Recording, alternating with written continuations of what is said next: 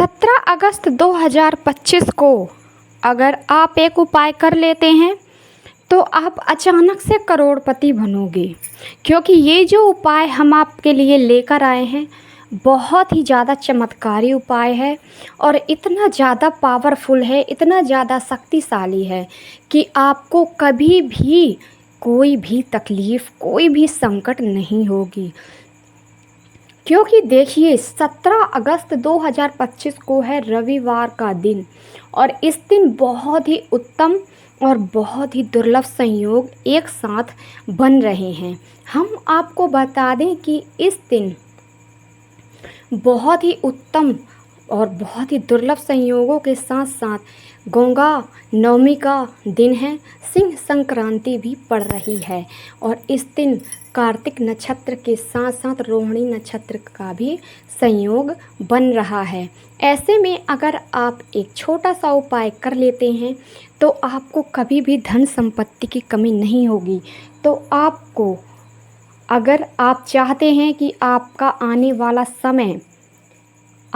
समय में आपकी हर एक इच्छाएं पूरी हों, आप जो चाहते हो वो आपको मिले, आप चाहते हो कि आपके घर में कभी भी धन की कमी ना हो। क्योंकि देखिए ये जो कलयुग का समय चल रहा है, इस समय में हर एक व्यक्ति एक दूसरे को पीछे करने की कोशिश में, अपने आप को आगे करने की कोशिश में कब किसका बुरा कर दे ये नहीं जानता है और किस हद तक गिर जाए ये भी नहीं जान पाता है। अपने आप को आगे बढ़ाने की कोशिश में हर एक व्यक्ति को वो दुख और तकलीफ़ पहुंचा सकता है। और जब व्यक्ति कोई ऐसा कर्म करने लगता है कि वो अपने आप के वश में ही नहीं रहता है, तो देखिए जो व्यक्ति बुरा होता है, जो दूसरों के लिए बुरा सोचता है, बुरा करता है, तो उसके पास माता लक्ष्मी कभी भी नहीं ठहरती हैं। कुछ देर के लिए आएंगी और फिर किसी न किसी तरीके से आपका जो धन है, आपकी जो लक्ष्मी है, वो खर्च हो जाती है। देखिए जैसे कि आपके घर में व्यक्ति बीमार पड़ने लगते हैं तो दवाइयों में आपका धन खर्च हो जाता है। लगातार हर एक व्यक्ति बीमार पड़ने लगता है या फिर अचानक से आपके घर में कुछ ऐसा हो जाता है कि जिसका आपने कभी कल्पना भी नहीं की होगी।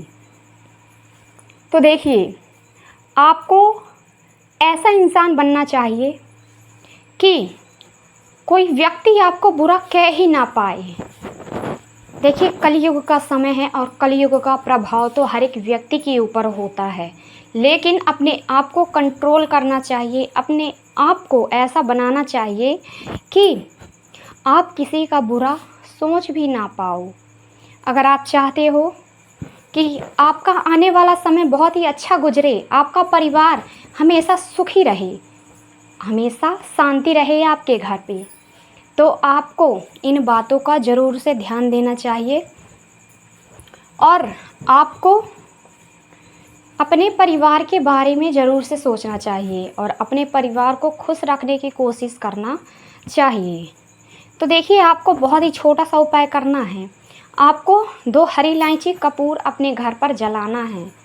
और कितनी समय जलाना है, समय कौन सा होगा और कौन कौन कर सकता है इस उपाय को, देखिए जिससे भी लगता है कि मेरे घर पर धन आने के रास्ते बंद हो चुके हैं, हमारे घर पर धन आना बंद हो गया है, हमारा बिजनेस, हमारा व्यापार बंद पड़ गया है और हमारी जो दुकान कभी इतनी अच्छी चल रही थी, हमारे दुकान में ग्राहकी बहुत ही ज़्यादा आ रही थी, आज एक ग्राहक भी आना मुश्किल पड़ रहा है, तो वो व्यक्ति ज़रूर करे इस उपाय को। और घर की स्त्रियां, अगर आप चाहती हैं कि आपके घर में सुख और शांति बनी रहे और आपके घर में धन आने के नए नए स्रोत खुल जाएं, तो आप इस उपाय को ज़रूर करें। क्योंकि घर की स्त्रियों को माँ लक्ष्मी का स्वरूप माना गया है। अगर स्त्रियां इस उपाय को करती हैं तो माता लक्ष्मी जल्दी प्रसन्न होती हैं और आपके घर में धन आने लगता है और स्थिर रूप से भी रहता है। तो स्त्रियां ज़रूर करें इस उपाय को और आप अपने बिजनेस वाले स्थान पर भी इस उपाय को कर सकते हो, आप अपनी दुकान पर भी इस उपाय को कर सकते हो, है ना। जहाँ आप चाहो आप घर पर भी इस उपाय को कर सकते हो। तो स्त्री हो या पुरुष कोई भी इस उपाय को कर सकता है। समय कौन सा होगा? देखिए, इस उपाय के लिए कोई निश्चित समय नहीं है, आप किसी भी समय कर लीजिए, जब भी आपको फुर्सत मिलती है, जब भी आपको समय मिलता है उस समय इस उपाय को कर लीजिए। सुबह, दोपहर, शाम को, रात में, किसी भी समय कर लीजिए। लेकिन एक बात बता दें, सबसे उत्तम जो समय होता है ना, वो है सूर्यास्त के बाद वाला समय। जब सूर्यास्त होता है उस समय आप इस उपाय को कर लीजिए, बहुत ही शुभ होगा। क्योंकि शाम का समय पूजा पाठ के लिए बहुत ही शुभ माना गया है और माता लक्ष्मी का भी भ्रमण होता है धरती पर। तो इस उपाय के लिए सबसे उत्तम जो समय होता है वो है शाम का समय। अगर शाम को समय नहीं मिल पाता है तो आपको जब भी समय मिलता है आप इस उपाय को कर सकते हैं। तो करना क्या है, आपको लेना है 2 हरी इलायची। ध्यान दीजिएगा, हरी इलायची ले रहे हैं तो उसको चेक कर लीजिएगा, कहीं से टूटा ना हो, कहीं से खंडित ना हो। क्योंकि जो चीज़ें खंडित होती हैं, टूटी होती हैं, उसका प्रभाव नहीं होता है। तो आपको देखकर 2 साबुत हरी इलायची लेना है और साथ में आपको कपूर लेना है। अगर आपके पास कपूर की टिकिया है, जैसे कि देखिए गोलाकार की टिकिया आती है, चौकोराकार की कपूर की टिकिया आती है ना। तो आपके पास जो भी है 2 से 3 टिकिया कपूर के ले लीजिए। अगर आपके पास भीमसेनी कपूर है तो उसको टुकड़े कर लीजिए, छोटे छोटे टुकड़े बना लीजिए, 2-3 आप टुकड़े कर लीजिए। इतना लेना है कि ये जो हरी इलायची हमने ली है ये अच्छे तरीके से जल जाए, है ना। तो इतना कपूर आपको लेना है। भीमसेनी कपूर तो बहुत ज़्यादा उत्तम है, क्योंकि माँ लक्ष्मी को भीमसेनी कपूर जो है बहुत ज़्यादा प्रिय है। और एक कपूर जला देने मात्र से आपको अश्वमेध यज्ञ का फल प्राप्त होता है। तो आपको कपूर लेना है और साथ में एक ऐसा बर्तन लेना है, एक ऐसा दिया लेना है कि जिसमें आपको इनको रख कर जलाना हो।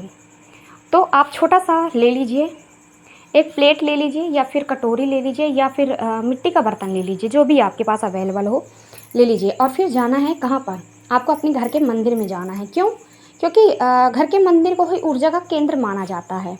आपके घर के मंदिर से ही सकारात्मक ऊर्जा का प्रभाव फैलता है, सकारात्मक ऊर्जा उत्पन्न होती है। तो आपको घर के मंदिर में जाना है।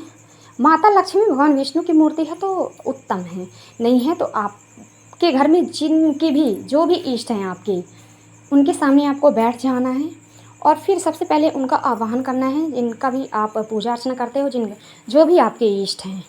देखिए, स्वरूप तो बहुत हैं, रूप बहुत हैं, लेकिन ईश्वर तो एक है ना, है ना। सबका मालिक एक ही है ना। रूप अनेक हैं लेकिन जो शक्ति है वो एक है। तो आप जिस भी रूप की पूजा कर रहे हो उनके सामने आपको बैठ जाना है, उनका आवाहन करना है, स्मरण करना है। और फिर करना क्या है, जो आपने 2 हरी इलायची ली है आपको सीधे हाथ में रखना है, आपको अपनी मनोकामना बोलनी है। जो भी आपकी मनोकामना है उसको बोल दीजिए और इस इलायची को आपको रख देना है बर्तन में, जो आपने बर्तन लिया है उसमें रख देना है। और फिर कपूर रख देना है और आपको इन सारी चीज़ों को जलाना है। लेकिन आपको करना क्या है, यहाँ पर 2 से 3 बूंद आपको देसी घी के डालने हैं। क्योंकि देसी घी कहते हैं जलाने से आपके घर पे और भी ज़्यादा सकारात्मकता उत्पन्न होगी और घी जलाने से ऑक्सीजन भी आपको मिलती है। ये वैज्ञानिक